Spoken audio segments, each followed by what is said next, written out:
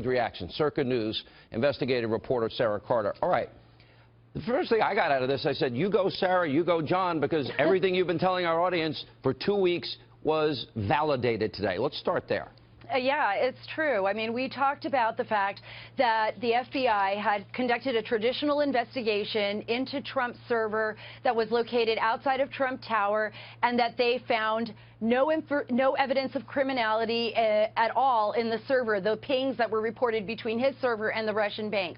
We also talked about the FISA and that there was an overall investigation into Russian hacking. This proved out to be true. And I want to bring up something that you just talked about, Sean, that's so important. There's also no evidence, according to our sources, of any collusion between Trump or his team and Russia and the Russian hacking. So we've seen that from Senator Grassley. We've seen it from Chairman Nunes. We've heard it from Clapper. We've heard it from numerous other sources, people who support Hillary Clinton, like former acting CIA acting director Mike Morrell, who all have said there is no evidence to date to support that. But that was one of the things that was not answered at the hearing. You know, and the Destroy Trump media is very interesting how they spun this thing today. The FBI wouldn't confirm that the tweet of Donald Trump about wiretapping by the Obama administration. Interesting. Wiretapping and surveillance technically are two different things, but I would argue we may be parsing words.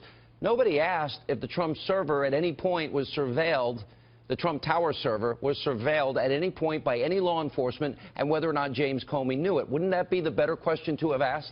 Yeah, I think that would have been the better question to have asked. And it goes way beyond that. Okay, physical wiretapping of Trump Tower, okay, that's what they've said, that's the evidence. Even Nunes came out and said, okay, there is no evidence of physical wiretapping at Trump Tower. But remember, Chairman Nunes went further. He said, but was there surveillance in general?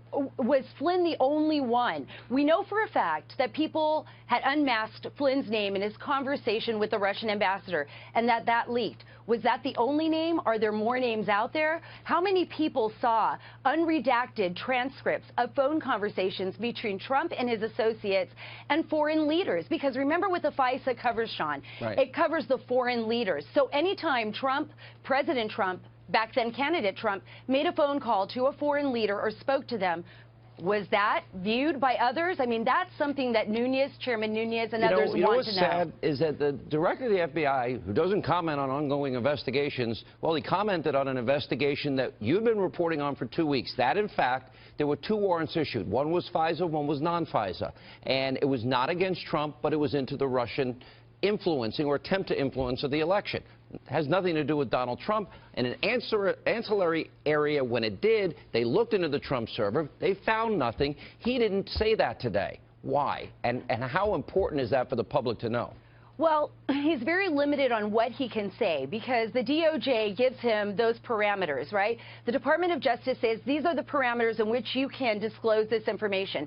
And maybe because the report isn't closed yet, the investigation is still ongoing, he didn't answer those questions. What we do know, and I've contacted the DOJ, I asked them, is there an investigation into the leak? Have you given permission for the FBI to investigate that leak? They would not answer me either way. But we do know from the sources we've been speaking to. Selective in what investigations they're willing to comment on when they don't comment on investigations.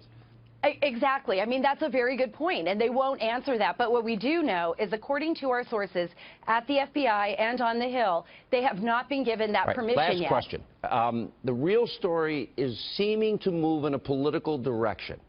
Where are we in terms of that?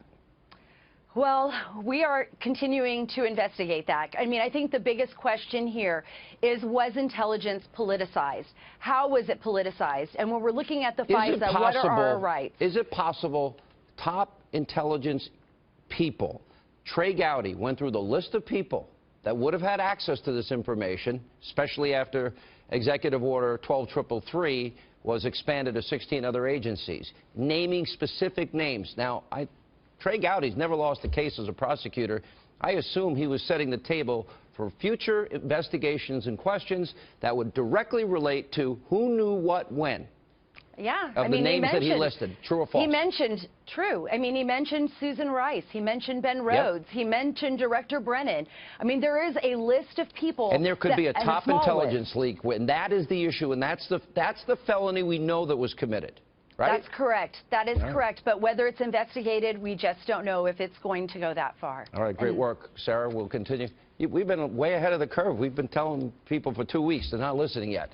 Thanks for being with us.